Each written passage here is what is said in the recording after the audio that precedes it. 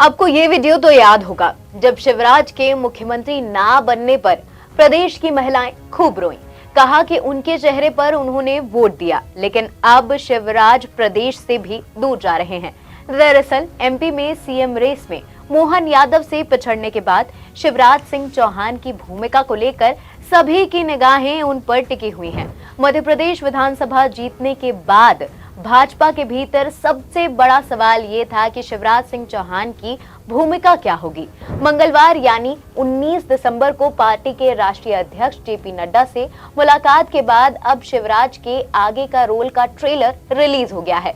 शिवराज ने खुद कहा कि विकसित भारत यात्रा में वो दक्षिण के राज्यों में यात्रा करेंगे। हालांकि पिक्चर का पूरा सीन अभी तक सामने नहीं आया है। शिवराज ने आगे ये भी कहा कि लोकसभा चुनाव के लिए उनकी भूमिका नड्डा ही तय करेंगे।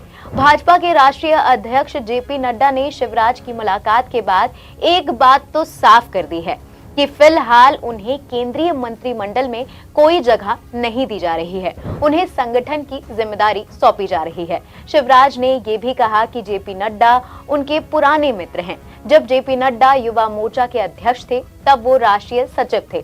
दोनों ने लंबे समय तक संगठन के लिए साथ काम किया है। अब सवाल ये है कि विकसित भारत संकल्प यात्रा में शिवराज को दक्षिण राज्यों में ही जाने के लिए क्यों कहा गया है? एमपी में उनकी भूमिका क्या होगी? शिवराज ने जो बयान दिया है उसके मायने क्या हैं? आइए समझते हैं एक एक करके। लोकसभा चुनाव में शिवराज का रोल क्या होगा?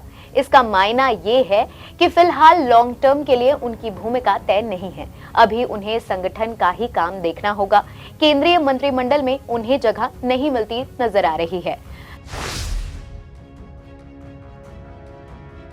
तो क्या मध्य प्रदेश में फिलहाल शिवराज का रोल खत्म माना जाए? इसे ऐसे समझा जा सकता है कि संगठन उन्हें प्रदेश के बाहर नई भूमिका या नई जिम्मेदारी के लिए भेज रही है, लेकिन शिवराज मध्य प्रदेश में अपना कंट्रोल बनाए रखना चाहते हैं। इसलिए उन्होंने कहा कि मंत्रिमंडल के नामों पर उन्होंने नड्डा को सलाह दी है। नाम तय करने का पार्टी का ही बेसिक काम होता है।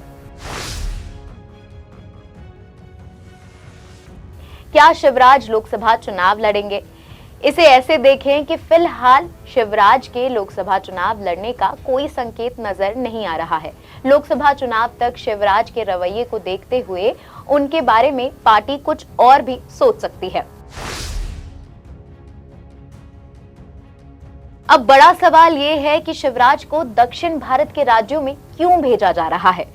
उत्तर भारत के मुकाबले दक्षिण भारत के राज्यों में भाजपा की स्थिति बेहतर नहीं है। कर्नाटक और तेलंगाना की हार के साथ ही भाजपा के मिशन दक्षिण की बुनियाद दरक गई है।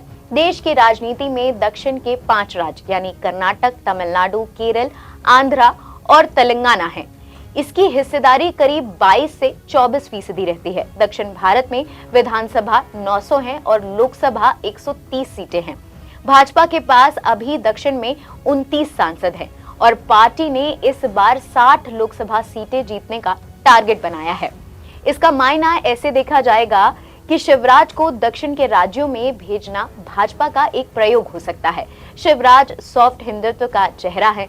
भाजपा दक्षिण के राज्यों में उत्तर के राज्यों के बड़े चेहरे को उतारकर एक नया प्रयोग करना चाहती है। वैसे भी दक्षिण के राज्यों के लिए भाजपा के पास कई बड़े चेहरे हैं।